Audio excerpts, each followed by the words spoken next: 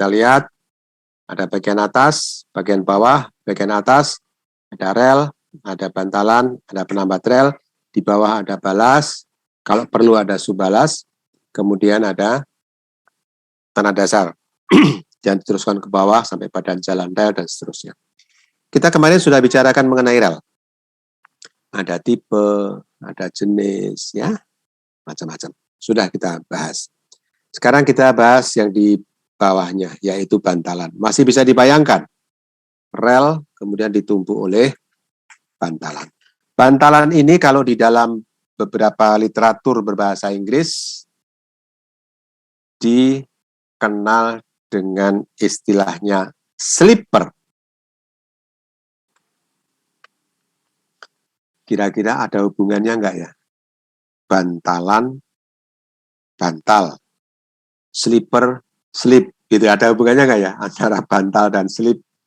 Enggak tahu, ya. Antara bantal dan slip, antara bantal dan tidur. Tapi yang jelas adalah kalau halo Mas Tri. Sugeng Enjang Bapak. Oke, saya kuliah ya. Pukul 09.00 sudah saya mulai. Siap Pak.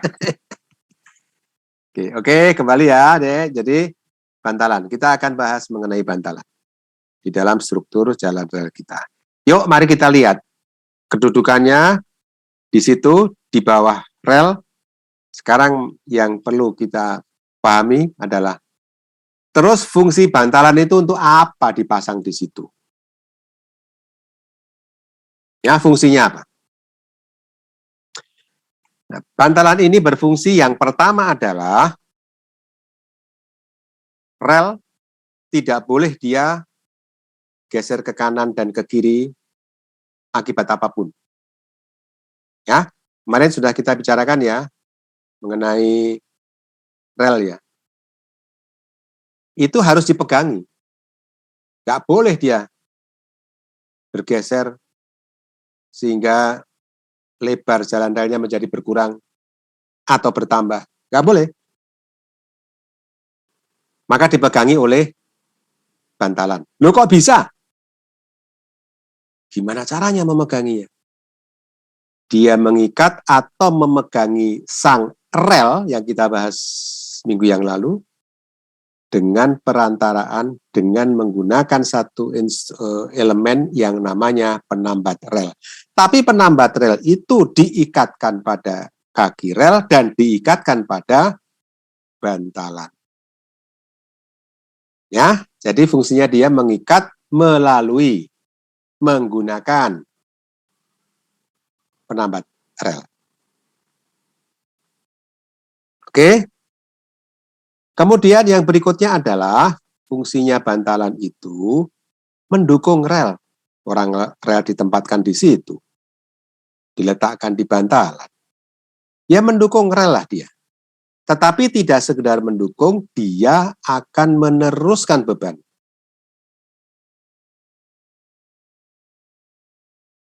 Kok bisa?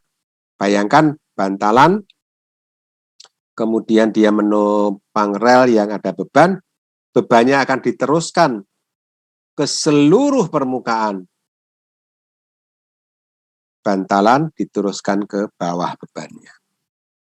Jadi selain dia meneruskan, tapi juga menyebarkan beban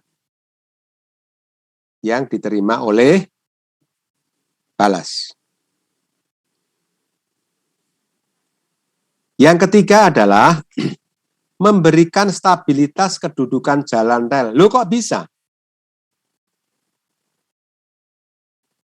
Komponen dari jalan rel ada rel, kemudian dia diikat melalui penambat rel, diikat ke bantalan. Bantalan kemudian diletakkan di atas balas. Nanti kita lihat, kalau yang menggunakan bantalan beton itu karena berat, kalau di bantalan baja nanti karena mencengkeram, dia akan membuat jalan rel itu pada kedudukan posisi tempat yang stabil. Jadi memberikan stabilitas kedudukan jalan rel dalam balas. Untuk selanjutnya nanti kita akan semakin paham pada saat kita bicara balas, kemudian di mana letak bantalan, mengapa bisa membuat stabil jalan relnya. Berikutnya, rel ya, diletakkan di atas bantalan, bantalan pada balas. Kalau in case terjadi air tidak mengalir dengan lancar melalui rongga-rongga pada balas, air terpaksa menggenang atau belum cepat lari, maka tidak kontak langsung dengan rel. Jadi menghindarkan kontak langsung antara rel, kontak langsung di sini antara rel dengan air tanah atau air yang ada di bawah bantalan. Karena dipisahkan oleh sang bantalan. Jadi bantalan setidaknya ada 4 fungsi: mengikat rel, mendukung dan meneruskan beban, mendukung rel ya, dan meneruskan beban, memberikan stabilitas kedudukan trek jalan relnya, kemudian akan menghindarkan kontak langsung antara rel dengan air yang mungkin ada di jalan rel itu, yang ada di balas. Ya? Jelas ya? Jadi fungsinya apa? Mari kita lihat fungsi yang pertama, kedua, ketiga khususnya, dan kemudian yang keempat ini. Justru keempat ini nanti bisa nggak difasilitasi oleh bentuk-bentuk bantalan yang ada. Mari kita lihat bentuk bantalan. Bentuk bantalannya seperti apa sih? Dengan fungsi tadi. Mengikat, memegangi rel, mendukung rel, meneruskan beban, memberikan stabilitas kedudukan jalan rel. Ya, bentuk bantalan adalah yang pertama adalah bantalan membujur. Ini dilihat dari atas. Ini ada rel yang merah ini. Rel ya, merah ini. Rel. Ditumpu oleh bantalan. Yang membujur itu bantalannya mengikuti bentuk dari rel. Sepanjang rel itu ditumpu oleh bantalan. Jadi dia membujur.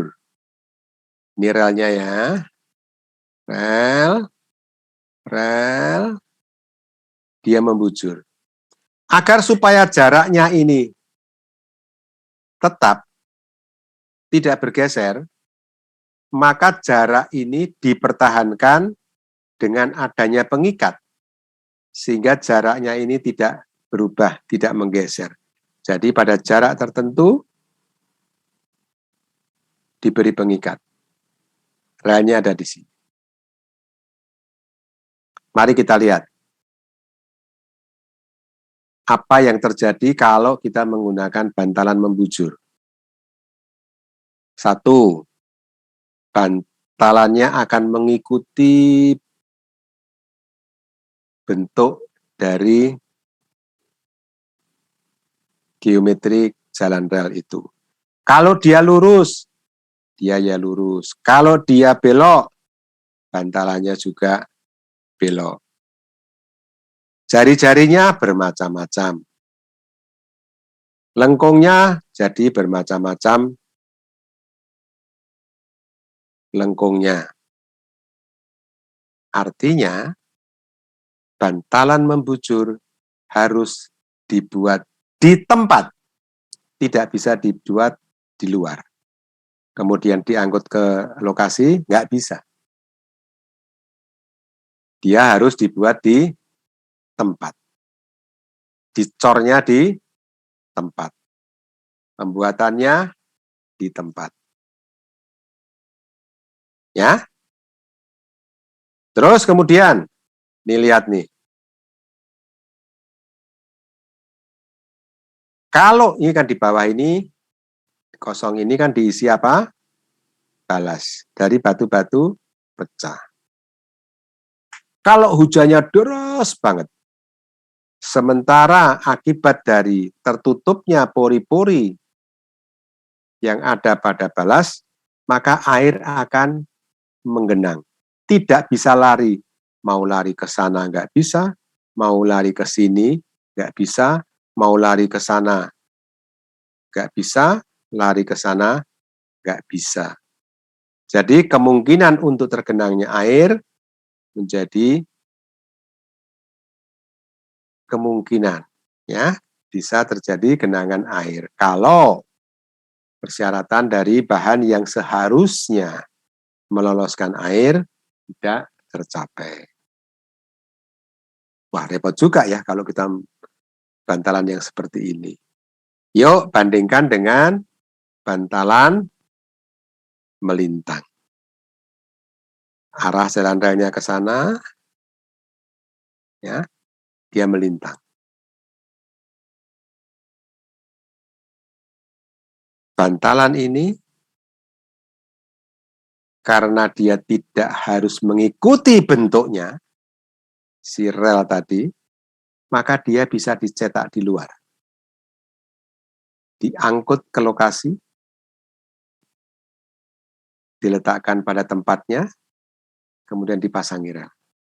Kalau dia mau belok, kalau di sini harus cor di tempat, di sini bisa dia belok, penempatan bantalan melintangnya yang menyesuaikan.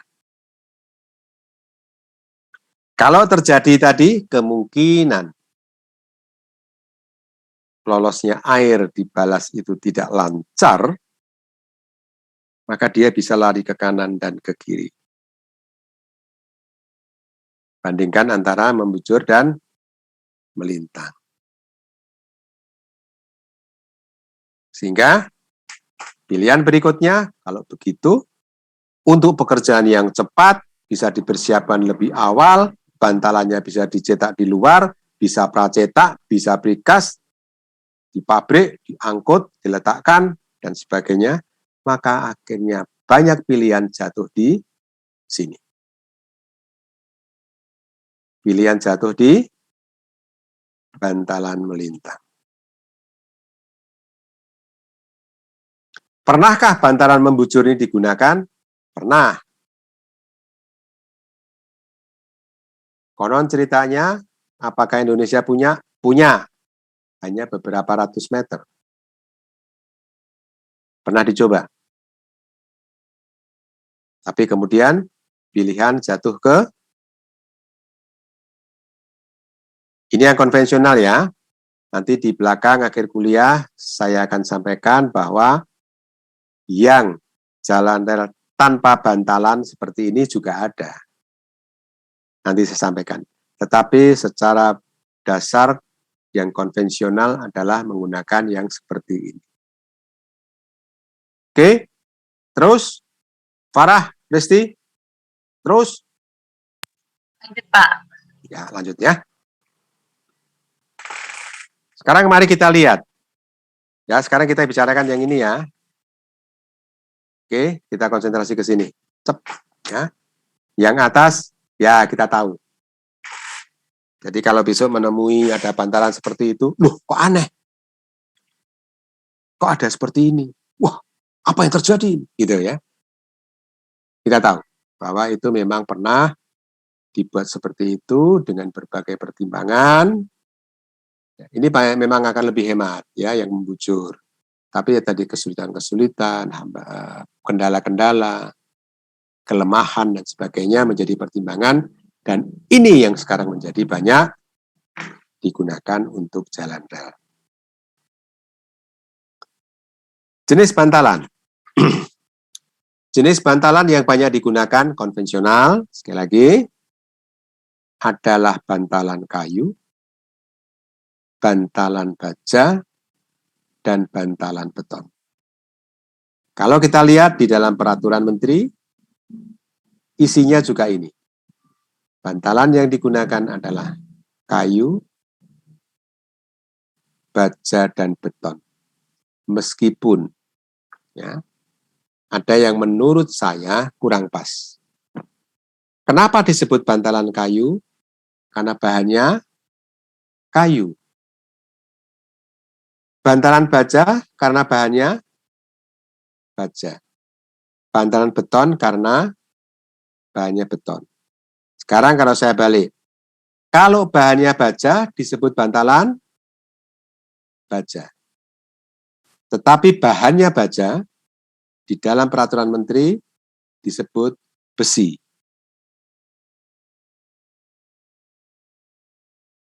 Tapi it's okay, kita tahu bahwa yang dimaksudkan adalah bantalan baja. Karena dari terjemahan steel slipper.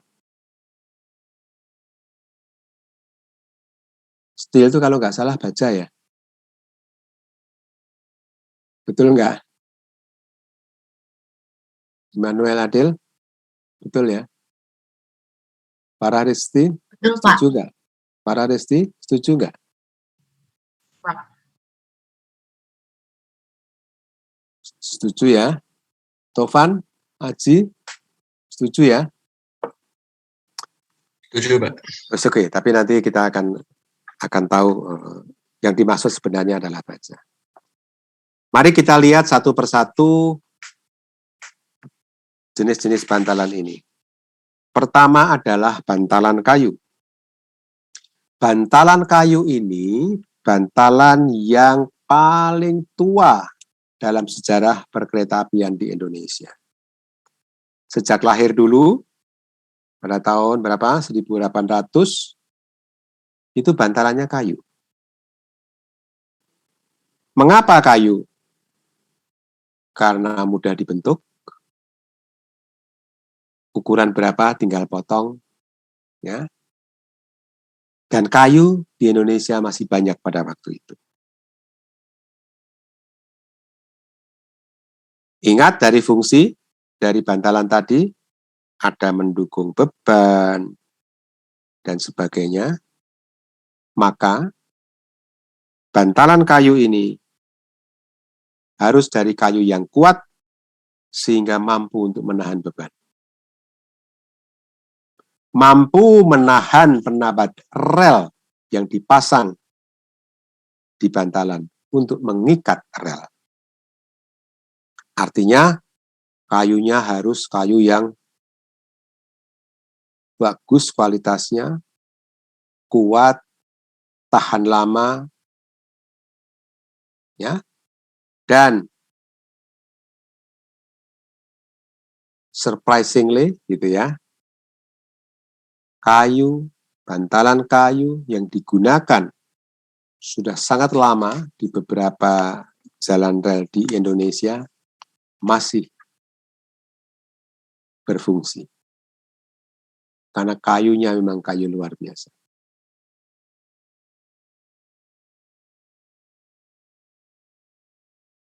Beberapa sudah diganti dengan bantalan beton, karena sudah bayangkan tahun 1800-an, ya, berapa umurnya. Ya, apapun juga, kayu juga tidak sekuat setahan beton. Maka ada beberapa yang sudah diganti. Ingat, pada fungsi dari bantalan tadi, maka kalau kita menggunakan bantalan kayu, ada persyaratan-persyaratan yang harus dipenuhi. Kita lihat bentuk bantalan kayu seperti apa sih? Ini loh, sederhana bentuknya. Di dalam istilah di dunia perkeretaapian Indonesia, bentuk balok kayu yang digunakan sebagai bantalan itu, istilah dimensinya adalah panjang, lebar, dan tinggi, bukan tebal. Panjang, lebar, dan tinggi. Ya, panjang, lebar, dan tinggi. Mari kita lihat persyaratannya, bentuknya seperti ini. Kemudian relnya dipasang di sini. Ya. Mari kita lihat persyaratannya. Kalau kita akan menggunakan bantalan kayu. Satu, bahwa di dalam atau pada bantalan kayu yang seperti ini, kayunya harus utuh. Tidak boleh ada, ini ada 2 pendek disambung. Enggak boleh. Harus utuh.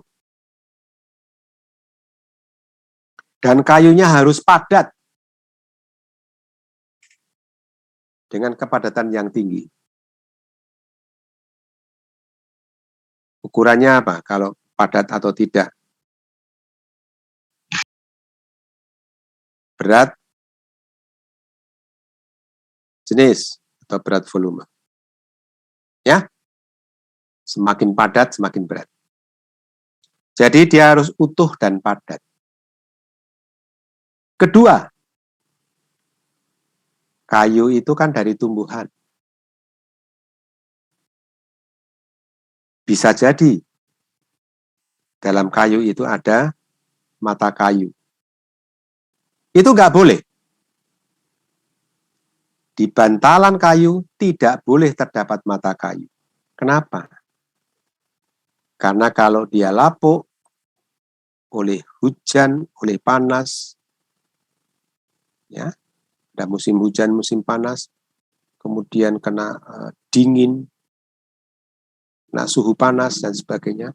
Kalau mata kayunya itu terlepas, akan menjadi lubang, akan mudah terisi air, dan air akan berpotensi untuk berdiam di situ, tinggal di situ, akan mengakibatkan pelapukan kayu yang lebih cepat.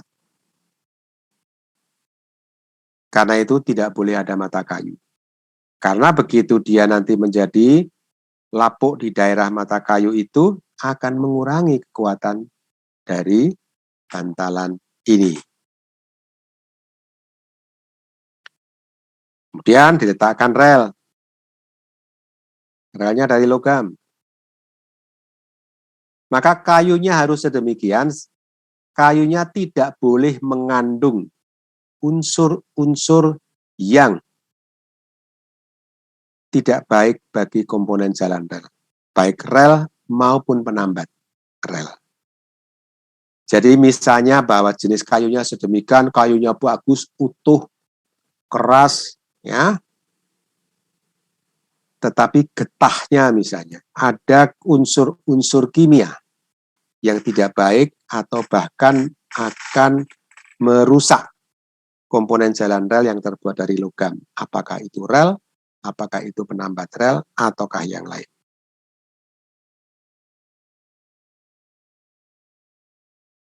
Ya, termasuk kalau nanti kayu itu supaya awet akan diawetkan menggunakan bahan kimia, boleh. Tetapi unsur kimianya yang tidak merusak jalan rel atau komponen jalan rel yang digunakan. Berikutnya, tidak boleh ada lubang ulat. Sama prinsipnya untuk mata kayu. Kalau dia nanti berlubang, air akan di situ, akan mempercepat terjadinya pelapukan. Juga tidak boleh kayunya itu hasil kayu yang itu dilubangi oleh binatang-binatang burung misalnya. Burung apa yang melubangi itu, woodpecker, apa itu ya. Nonton film kartun itu, sukanya woodpecker ngelubangin kayu gitu ya. Nggak boleh ada lubang-lubang seperti itu. Dan pada saat akan menggunakan, pada saat akan memasang, harus diperhatikan bahwa tidak terjadi tanda-tanda sudah mulai terjadi pelapukan. Karena begitu ada tanda-tanda terjadi pelapukan, dia akan kemudian menyebar. Pelapukan itu akan membuat lapuk di sampingnya, dan seterusnya, sehingga akan menjadi tidak baik sebagai bantalan kayu. Kayu yang paling gampang ukurannya, kalau kita lihat dari standar di Indonesia, adalah mutu kayunya itu yang mutu kayu A dengan kelas kuatnya 1, kalau terpaksa 2.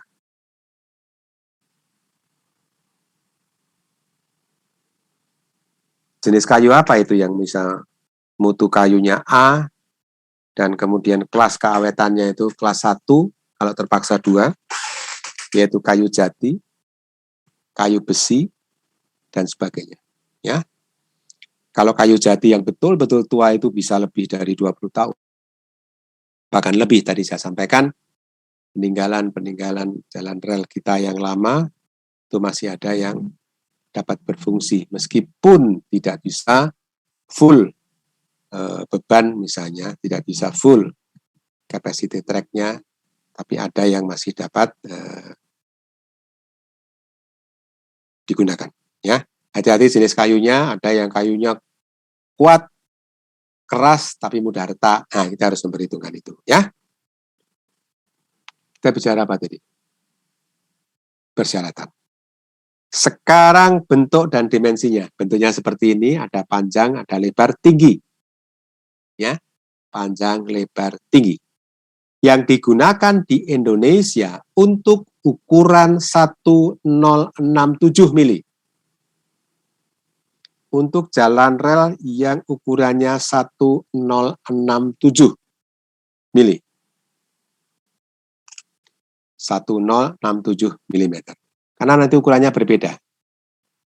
Saya akan sampaikan yang 1067, silahkan Anda buka referensi untuk 1435.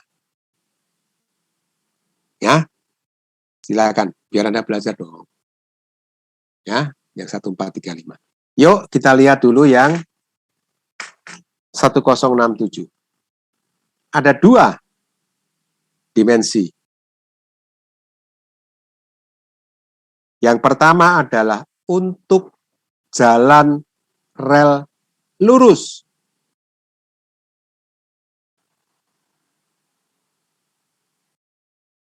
Jadi, jalan rel lurus tidak pada wesel, tidak pada crossing dan sebagainya. Nanti kita bicarakan dulu.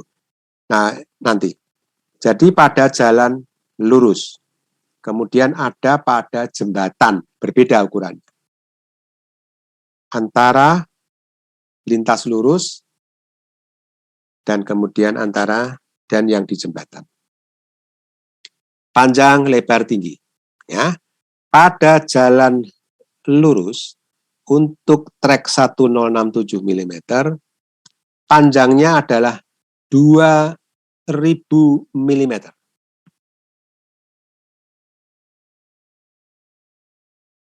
Itu kalau kita gunakan satuannya milimeter. Kalau meter berapa itu? Tovan? 2 meter, Pak. 2 meter, ya.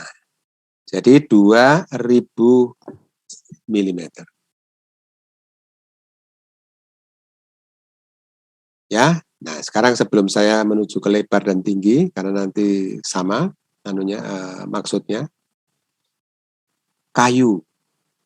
Kemudian ada kayu panjang, kayunya panjangnya adalah 4 meter lebih sedikit gitu.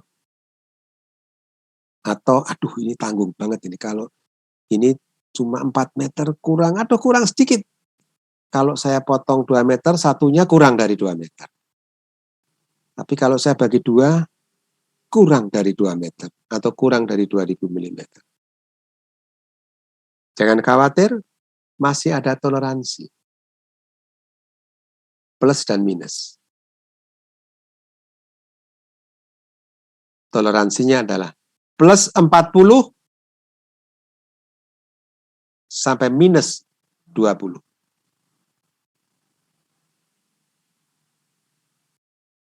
Jadi kalau lebih sedikit, lebih 40 mili, bolehlah. Kurang. Berapa kurangnya? Kurangnya 10 mili, oke lah. karena batasnya kurangnya maksimum 20 mili. Ya, jadi ada toleransi untuk panjang plus 40 minus 20. Lebar gimana lebar? Sama, dipotong, dibentuk gitu, tanggung banget nih. Masih ada toleransi. Plus 20 minus 10. Ya, plus 20 atau minus 10. Toleransinya sampai di situ aja. Gak boleh lebih. Tingginya. Lebih boleh tapi gak boleh kurang. Karena berkaitan dengan momen inersia yang akan menahan momen. Tingginya toleransi plus 10. Kurang nggak boleh. Karena apa? Kalau toleransi tingginya terlalu tinggi, maka bantalan di sebelahnya ukurannya berbeda, apa yang terjadi? Relnya peletakannya gimana? Jadi untuk tinggi toleransi hanya 10. Plus ya. Tapi tidak boleh kurang. Karena pertimbangan kekuatan bahan. Oke, jelas. Immanuel, Tovan, Farah, Risti. Jelas. Jelas, Pak. Jelas ya? Oke. Sekarang kalau di jembatan. Berbeda dong. Untuk jembatan panjangnya 1.800 mili alias berapa tadi Tovan? 1,8 meter ya Tovan ya? Iya, Pak. 1.800 mili. Toleransinya sama plus 40 minus 20. Kemudian lebarnya sama 220. Toleransinya sama plus 20 minus 10. Kemudian untuk toleransi tinggi sama. Plus 10 minus 0. Nggak boleh kurang. Panjangnya yang kemudian berbeda. Yaitu 1.800. Di Jepang, itu juga masih ada yang menggunakan 1067 lebar treknya. Kalau yang digunakan standar di sana, yang digunakan oleh JNR, Japan National Railways, agak sedikit berbeda dengan kita. Panjangnya 2,1 meter, 2.100 mili. Tapi lebarnya berbeda, dia hanya 200. Tapi tingginya itu 140. Jadi saya ulangi ya, yang jembatan tadi 1.800 panjang, kemudian lebar 220, maaf, tingginya adalah 200. Tingginya tidak 130, tapi 200, tanpa toleransi untuk berkurang. 200 ya, untuk tingginya yang di jembatan. Apalagi tadi? Dimensi. Keunggulan dan kelemahan. Kalau kita lihat dari bahannya, kira-kira dia punya keunggulan apa? Dengan memperhitungkan bahwa jalan rel, rolling stock yang lewat, aman, nyaman. Gitu. Apa kira-kira keunggulannya untuk kayu? Bandingkan dengan beton. Kayu elastisitasnya lebih baik dibandingkan dengan beton. So, harapannya getaran akan berkurang. Rasa sentakan-sentakan akan berkurang. Jadi elastisitasnya baik. Dia mampu menahan getaran-getaran, lagi dari sentakan-sentakan karena gerak dinamis ya. Dan juga dia kayu kan lebih bersifat peredam atas kebisingan suara dan sebagainya. Bandingkan dengan beton. Yang berikutnya ringan. Bandingkan dengan beton. Ya, ringan kan? Mau panjang, mau pendek, gampang tinggal dipotong. ukuran fleksibel.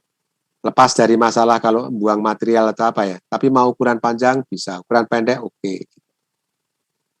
Nanti pada saat kita bicara wesel, itu wesel nanti bantalannya itu ukurannya berbeda-beda. Semakin ke sana makin panjang, makin panjang, makin panjang gitu. Kalau beton kan gimana gitu mau nyetak di luar. Maka biasanya digunakan kayu. Karena bisa pendek, makin panjang, makin panjang, makin panjang, nanti pendek lagi gitu. Ya.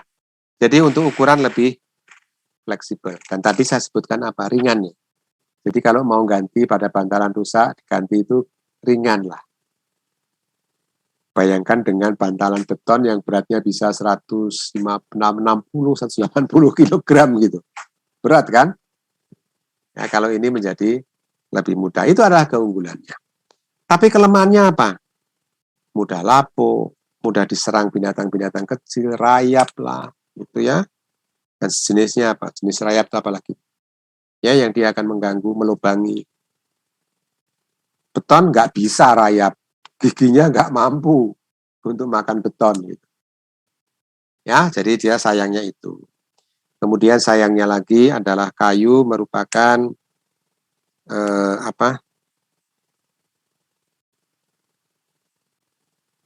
mudah terbakar lah. Jadi kalau misalnya terjadi sesuatu, ada bakaran di trek, maka kayu ya dia akan mudah untuk habis. Beton lebih tahan, ya kan? Tidak mudah untuk kemudian habis karena terbakar. Ya. Kemudian dia mempunyai nilai sisa, tapi rendah. Nilai sisa artinya begini, kalau sudah tidak dapat digunakan, sudah cukup lapuk, tidak memenuhi persyaratan untuk digunakan sebagai bantalan kayu, masih bisa digunakan, tapi rendah. Misalnya apa? Untuk membuat arang kayu misalnya, kan harganya murah. Nanti kalau kita bicara baja lebih tinggi nilai sisanya. Kalau beton malah nol, itu nggak bisa digunakan apa-apa. Kalau sudah tidak digunakan. Jadi memang dia punya nilai sisanya rendah. Kalau yang tinggi ya nanti kita bicara bantalan baja ya. Oke, kemudian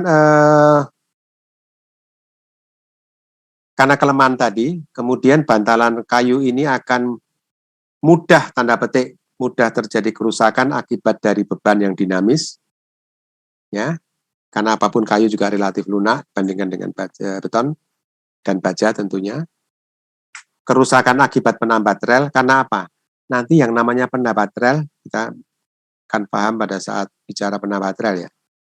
Penambat rel itu dipakukan atau diskrupkan atau apa di bantalan kayu. Kan dilubangi.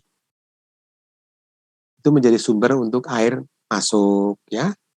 Akibat getaran ada naik turun beban, maka dia akan tercabut masuk itu juga akan menjadikan mudah rusaknya di kayu. Kemudian pelapukan kayu itu yang umum. Meskipun sudah difasilitasi dengan nanti antara rel dengan bantalan itu diberi plat. Yang namanya plat landas. Harapannya supaya hentakan-hentakan ini tidak langsung mengenai bantalan kayu, tapi kena di platnya dulu. Sehingga bebannya akan disebarkan. Tapi anyway, meskipun demikian juga masih mudah untuk terjadi kerusakan. Ya, apalagi kerusakan sudah. Ada pertanyaan bantalan kayu?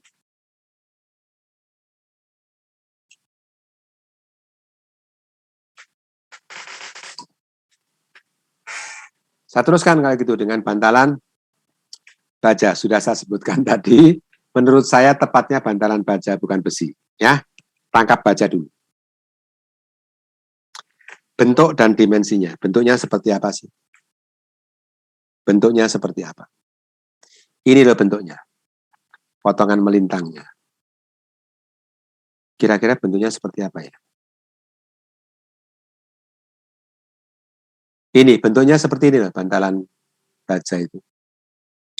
Kalau ini saya balik, ya ini kan dipasangnya begini. Kalau saya balik, ini bentuknya kayak gini nih. Ya. Ini kalau saya balik ini, kayak gini. Jadi ini di bagian atas, kalau saya balik kelihatannya seperti ini. Jadi dia merupakan plat yang kemudian dibentuk. Bisa dibayangkan ya? Ya. Dan nanti masangnya begini. Ini. Jadi masangnya tengkurep gitu. Ya. Oke? Bisa dibayangkan ya? Mari kita lihat. Bentuknya sudah tahu? Ya. Dimensinya, kalau kita lihat, dimensi bantalan baja untuk lintas yang lurus seperti pada bantalan kayu, panjangnya sama, 2000 mili, lebar bagian atas ini, lebar bagian atas ini, 144 mili, lebar bagian bawah ini, 232 mili. Tebal baja, ini kan kelihatan ketebalannya ini. Ketebalannya kelihatan ya. Ini tebalnya baja ini. Tebalnya. Ketebalan baja adalah minimum 7 mili. 7 mm. Karena dia ada tebalnya hanya 7 mili, tetapi dia harus mampu menahan beban, maka diberi rusuk perkuatan agar supaya kaku. Ini ada rusuk perkuatan di sini. Ya. Supaya kaku. Sekaligus ini adalah tempat untuk meletakkan plat penambat rel. Dia ringan, hanya sekitar 47 kg. Jadi dengan dimensi seperti itu, dengan ketebalan 7 mili, dengan bahan baja seperti itu, beratnya kira-kira adalah 47,1 kg. Ringan ya, bandingkan beton 100 sekian. Ringan. Kalau begitu, dia ringan. Bagaimana bisa memberikan stabilitas pada jalan rel dengan baik?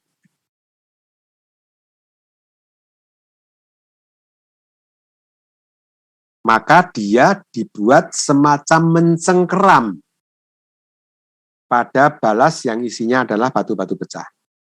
Masangnya seperti ini. Dia mencengkeram.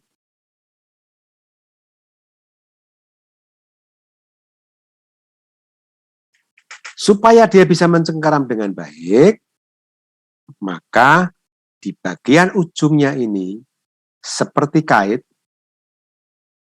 Seperti apa? Kait yang untuk mancing itu apa? Kail. Ini bentuknya begini. Tetapi supaya menancap di bagian ujungnya ini, itu seperti ujung tombak. Supaya menancap. Menancap dan tidak mudah lepas. Sehingga memberikan stabilitas yang lebih baik dibandingkan dengan tanpa bentuk-bentuk ini.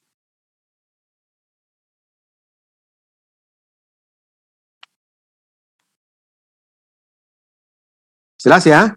Jadi masangnya begini. Tukrup, menancap, supaya memberikan kestabilan. Jadi poinnya apa lagi setelah dimensi? Keunggulan dan kelemahan. Mari kita lihat keunggulannya. Sorry, saya kembali ke sini aja deh. Jangan lupa.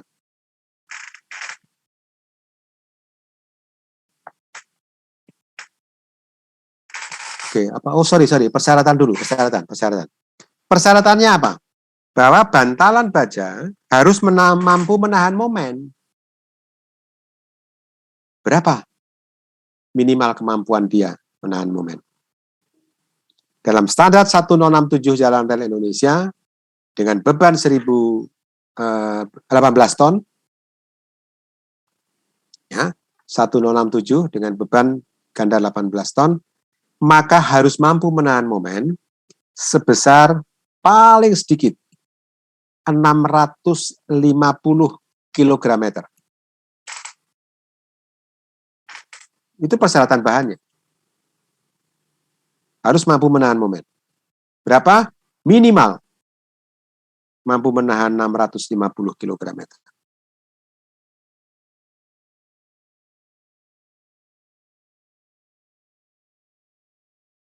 Kemudian harus mampu menahan tegangan berapa?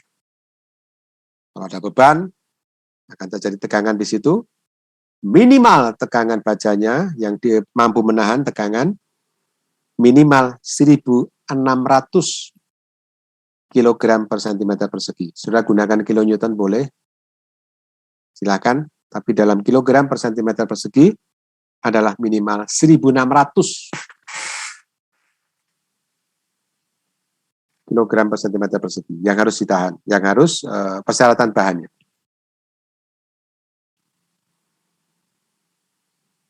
Keunggulannya, satu, kita bicara keunggulan ya, dia akan ringan, di bawah 50 kg. Jadi kalau diangkat mau mengganti, ada bantalan baja yang rusak, gampang, ringan. Bandingkan dengan beton nanti ya. Dibandingkan dengan kayu, dia tidak akan lapuk, tidak akan diserang oleh rayap.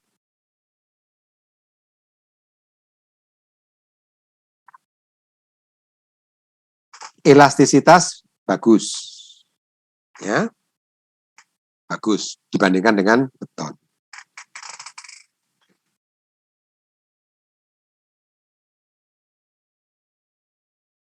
Menurut studi dari Mondri, salah satu buku yang saya sarankan untuk dibaca, bantalan baja ini dapat tahan 30-40 tahun.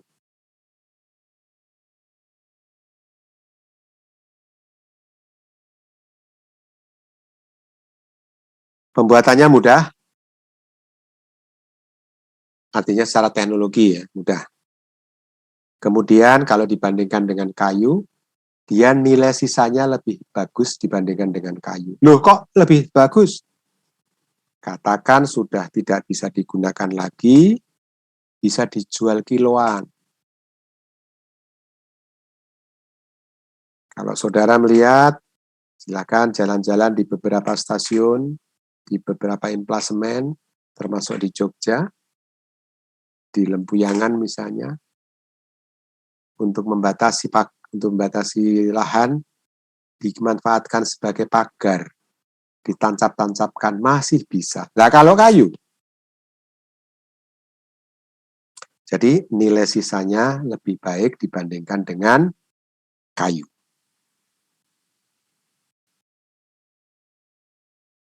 Kelemahannya apa? Kalau dia berada pada daerah yang sedemikian sehingga mengakibatkan mudah terkorosi atau berkarat, nah di situ kelemahan muncul. Yang kedua, ini kan logam. Logam itu kan mengalirkan listrik. Istilahnya adalah sebagai konduktor listrik. Pada kuliah awal saya sampaikan ada yang menyalurkan listriknya, catenary masih ingat, ada yang di atas, di overhead, tetapi ada yang listriknya dari bawah. Contohnya adalah kereta bawah tanah di London. Untuk menghemat ruang lubangnya tunnel,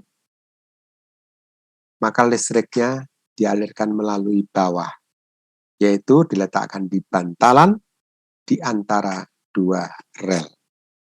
Nah, kalau itu konduktor, risikonya tinggi.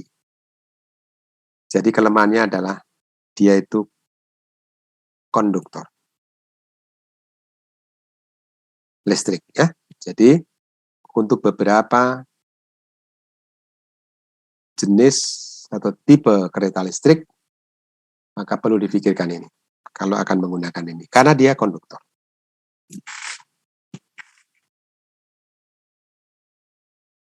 Bisa dibayangkan ya, bentuknya seperti itu, untuk kaku, mampu menahan momen, diberi rusuk perkuatan, agar supaya stabil, ujung-ujungnya diberi bentuk khusus, ya. Kemudian inilah bentuknya, dia ringan, hanya 47, sekian, ya lebih-lebih dikit 47,2, atau mungkin 47, tapi semuanya rata-rata di bawah 50 kg. Bentuknya adalah seperti ini. Ini ada lubang ya, lihat ini.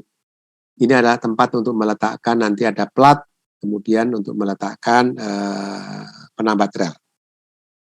Lubang-lubangnya ini ya, nanti saat kita bicara penambat rel. Ini, ya ini dah, untuk penambat ini, kan di lubang ini.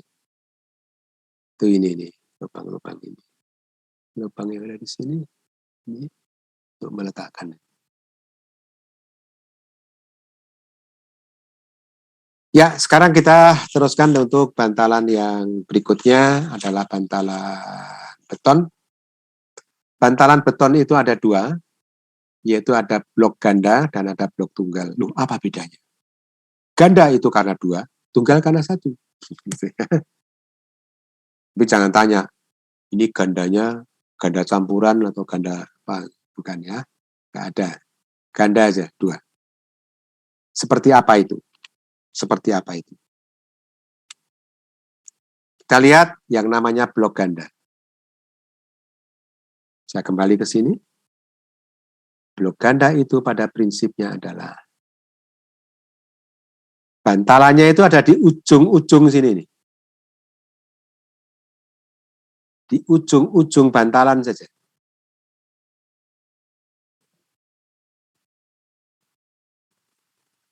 Nih, di ujung bantalan. Sebelah sini nanti di ujung sini. Supaya jaraknya tetap diberi batang penghubung. Katakan kita ingin bertahan 1067 atau 1435 atau 16, sekian, silakan, atau 155 sekian, silakan.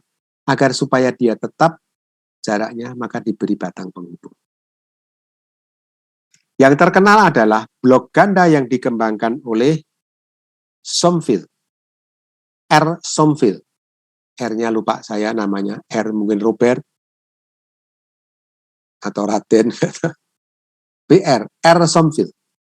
Karena itu blok ganda yang terkenal adalah blok ganda tipe RS dari kata R. Somfield. Isinya blok ini di ujung ini adalah ada spiral baja. Kemudian dicor beton. Diikat batang penghubung. Untuk apa spiral di sini?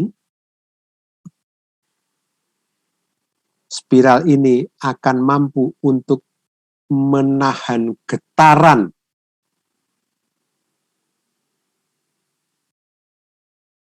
sehingga lebih nyaman. Getaran itu akan diserap oleh spiral yang ada di dalam kursor saya mana? Oh ini. Akan diserap oleh spiral di sini. Ya, ini memberikan kenyamanan yang lebih bagus. Dengan penulangan yang seperti ini. Ya, mampu menahan getaran. Tetapi, lihat di ujung di sini, di ujung di sini. Beratnya ada di ujung dengan batang penghubung. Kalau diangkat, ada problem pengangkatan dan pengangkutan. Mudah patah di sini, dan sebagainya. Ini menjadi tidak populer lagi. Yang namanya blok ganda. Yang sekarang banyak digunakan adalah blok tunggal. Seperti ini. Ya, tapi juga melirik ke sini. Di bagian ini yang akan menahan beban berat, maka dimensinya lebih besar. Yang tengah tidak perlu dimensinya sebesar yang di ujung-ujung. Karena itu maka bentuk bantalan beton adalah seperti ini. Ini perspektifnya. Ya. Ini yang dari depan, ini dari atas.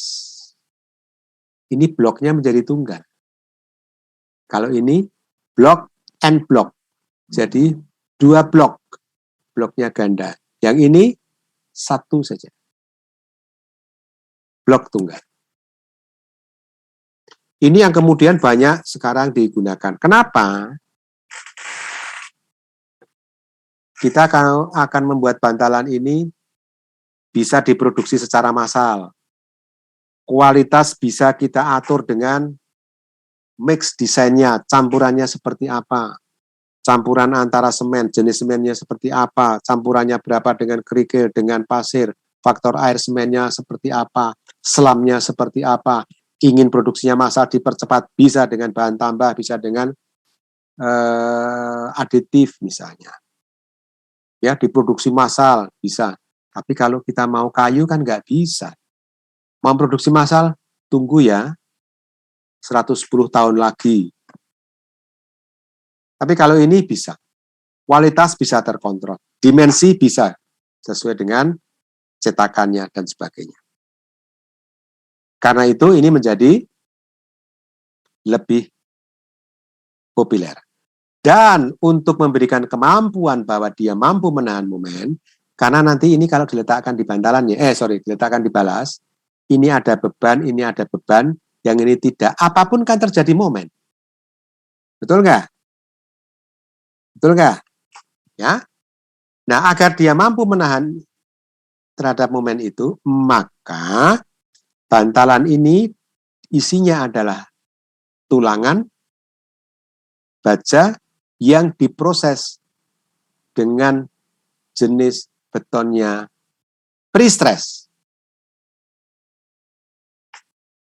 prategang, ya, agar mampu untuk memberikan kekuatan yang lebih besar.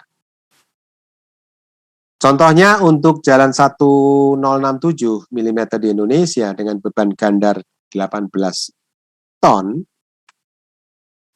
dengan bantalan beton prategang, ya, itu bisa mampu yang di bagian bawah ini karena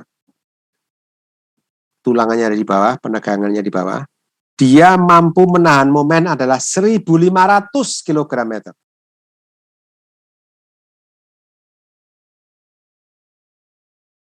Ya, besar ya. Tapi tentu bahwa mutu betonnya itu yang bagus, dengan kemampuan kalau kita menggunakan dengan uji tekan, bukan yang fractional, tapi yang uji tekan, itu sekitar kemampuannya 500 kg per cm persegi misalnya. Baja tulangannya harus kuat juga, kalau tulangan polos, kalau masih menggunakan satuan yang lama adalah tipe U24 misalnya. Ya, dan seterusnya. Itu mampu memberikan kekuatan yang besar, memberikan kemampuan menahan momen yang besar. Karena itu ini menjadi pilihan. Bisa diproduksi massal, kekuatannya bagus, ya, dan sebagainya. Keunggulan. Keunggulan untuk bantalan beton ini adalah stabilitasnya baik. Karena apa? Beratnya itu 1.600 sampai 200 kilo. Akan memberikan stabilitas jalan rel dengan bagus. Masih ingat kemarin kita bicara gaya hook, maka dia akan mampu memegangi dengan lebih bagus. Bayangkan dia beratnya 200 kg, bandingkan dengan bantalan baja yang 47, sekian kilogram. Dia akan memberikan pegangan yang lebih kuat, lebih stabil. Umur konstruksi lebih panjang, hujan, panas, nggak masalah. Tidak mudah terbakar. Dapat diproduksi massal dengan pengendalian kualitas seperti yang kita harapkan. Dan salah satunya, keunggulan dibandingkan dengan baja, dia bukan konduktor listrik. Beton bukan konduktor listrik, tapi baja konduktor listrik. Memang kelemahannya dia kurang elastis, pemasangan manual sulit, bayangkan 200 kilo, diangkat 2 orang dipanggul, saya kalau menggunakan manual ya, itu berat. Ya dengan alat-alat berat. Tapi kalau bahannya lebih ringan akan lebih mudah. Ya. Kemudian dia memang tidak mampu menahan getaran, kurang nyaman. Untuk itu nanti pada saat kita bicara mengenai penambah trail, diberi bahan khusus agar supaya mampu meredam getaran dan kebisingan. Jadi kekurangan yang ada di bantalan beton berkaitan dengan getaran dan kebisingan dikurangi dengan nanti ada bahan khusus. Ya, nilai sisanya jelas sangat kecil. Kalau sudah dapat tidak bisa digunakan mau diapain lagi? Kecuali dipecah, diambil tulangannya. Tidak. Ya, tapi nggak bisa. Mau jual kiloan ya nggak laku. Ya. Oke, sekarang bagian terakhir adalah bagaimana posisinya adalah seperti ini, memasang baik itu bantalan kayu, bantalan baja maupun bantalan beton, posisinya seperti ini. Nanti kita akan tahu kenapa sih diberi bahu balas, nanti pada saat kita bicara mengenai balas ya, tidak sekarang. Posisinya seperti ini, nanti ada minggu depan kita bicarakan penambah rel, antara bantalan dan rel. Kemudian jarak bantalan. Jarak bantalan sebenarnya adalah secara ideal, jarak bantalan itu ditentukan oleh tipe potongan melintang, kekuatan rel, jenis, kekuatan bahan, balas, tempat bantal diletakkan, beban gandar, volume, dan kecepatan. Mari kita lihat, di dalam klasifikasi jalan rel di Indonesia, yang 1067 ada 5 kelas, untuk yang 1435 ada 4 kelas. Mari kita lihat satu persatu. 1067, katakan ya, 1067. Kita konsentrasi ke 1067. Tipe relnya ada nggak? Ada. Kelas 1, tipe relnya kalau tidak R60, L54. Standar toh? Standar. Sementara potongan melintangnya R60, L54, standar apa enggak? Standar. Kekuatan relnya sekian Brinel, kekuatan rel ditarik, kekuatannya berapa? Ada? Standar enggak? Standar. Kemudian kekuatan bantalan, tadi saya sampaikan. Bantalan yang kayu, jenisnya seperti apa, kalau baja, kuat tariknya berapa, untuk menahan tegangan, beton seperti apa, standar apa enggak? Standar. Balas, nanti kita akan bicara, ada ketebalan-ketebalan standar. Beban gandar, standar enggak? Standar dong, 18 ton. Ya. Volume traffic, menggunakan passing tonnage, kelas 1 berapa juta ton, dan sebagainya. Ada enggak? Ada. Kecepatan, 120, 100, seterusnya ada, standar, ada. Dari semua itu dihitung. Kemudian, kalau begitu, supaya bisa dilewati oleh kecepatan sekian, dan kecepatan segitu, dengan rel yang seperti itu, seperti ini, bantalan yang seperti ini, mana ya jarak bantalan yang dapat memfasilitasi semuanya? Ketemulah jaraknya 60 cm. Jarak bantalan as ke as. Sehingga kalau kita hitung 1 km ada 1667 buah bantalan, kecuali pada sambungan rel. Karena kita mau memilih menumpu atau menggantung. Akan mampu merubah jumlah bantalan yang diperlukan. Oke?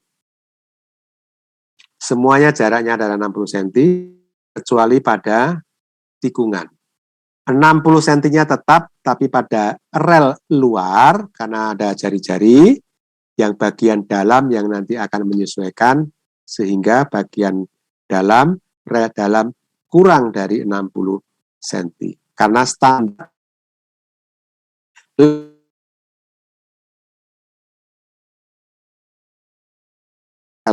dalam kurang dari 60 cm, sedangkan yang di lintas lurus 60 cm, dan di bagian rel luar 60 cm. sampaikan klasifikasi kelas jalan, kecepatan dan macam-macam, mana yang masih bisa melayani untuk semuanya.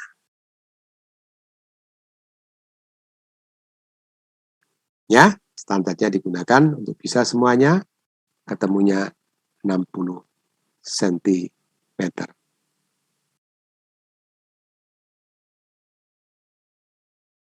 Jakarta Bandung berbeda karena memang hitungannya standarnya berbeda. Dia digunakan khusus untuk kereta cepat itu saja. Ya, oke? Ada pertanyaan?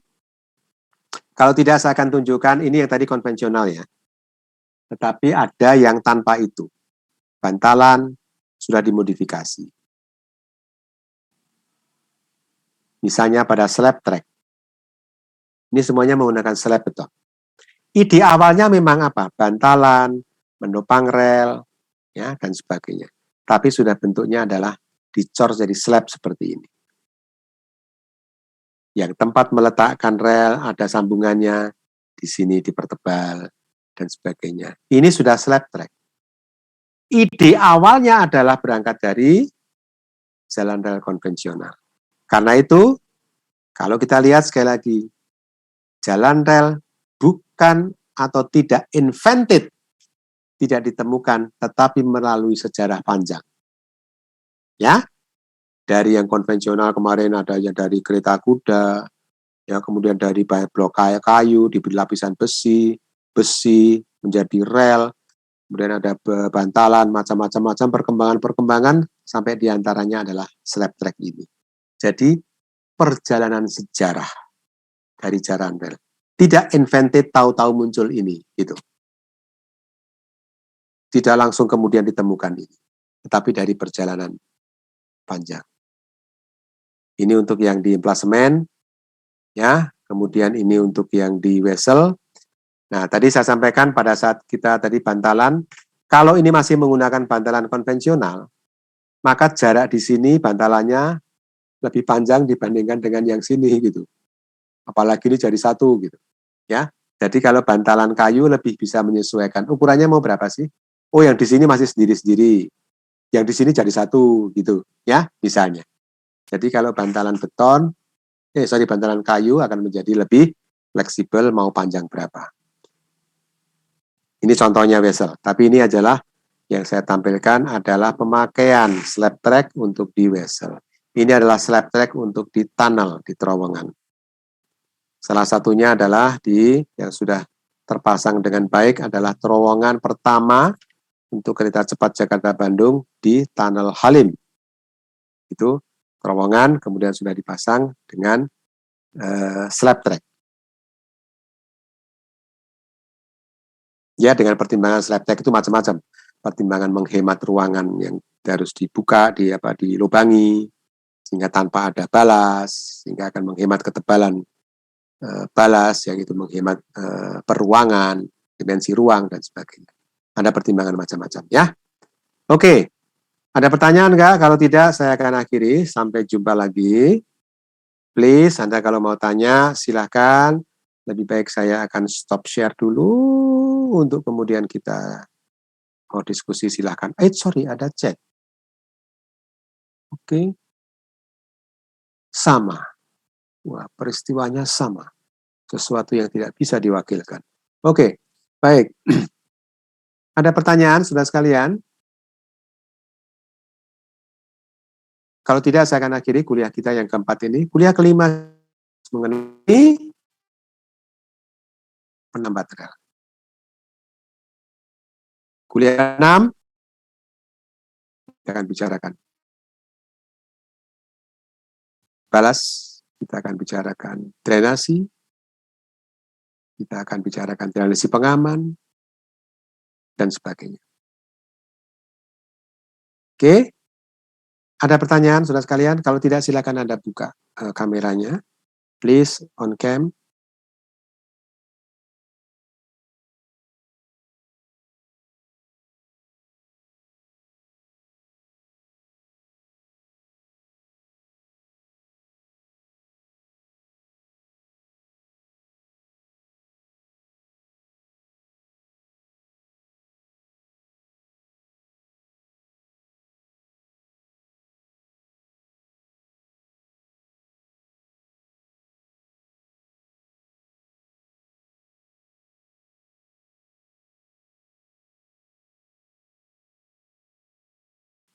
Ya, baik. Sandra, itu boneka beneran apa gambar tuh di belakangmu tuh? Gambar, Pak. Oke. Terima kasih tadi ya yang sudah menjadi penghubung saya untuk monitor suara, monitor gambar. Terima kasih semua. Ya, siapa lagi nih yang belum buka kamera? Yuk. Good, thank you. Semua sudah. Baik, saudara sekalian, saya akan akhiri kuliah kita pada pagi hari ini. Ketemu lagi insya Allah pada pekan depan, pada hari dan jam yang sama. Jangan lupa pada link yang sama. Ya, pakai yang lain nggak ketemu nanti. Ya, yuk kita perangi pandemi bersama-sama. Kencangkan masker Anda, kencangkan masker kita, taati prokes. Masker jangan lupa, cuci tangan rajin, jaga jarak, hindari kerumunan, batasi mobilitas. Kalau nggak amat sangat terlalu, sangat perlu, tidak usah. Untuk kita bisa memerangi pandemi ini bersama-sama. Oke? Together we can. Bersama perangi pandemi kita bisa.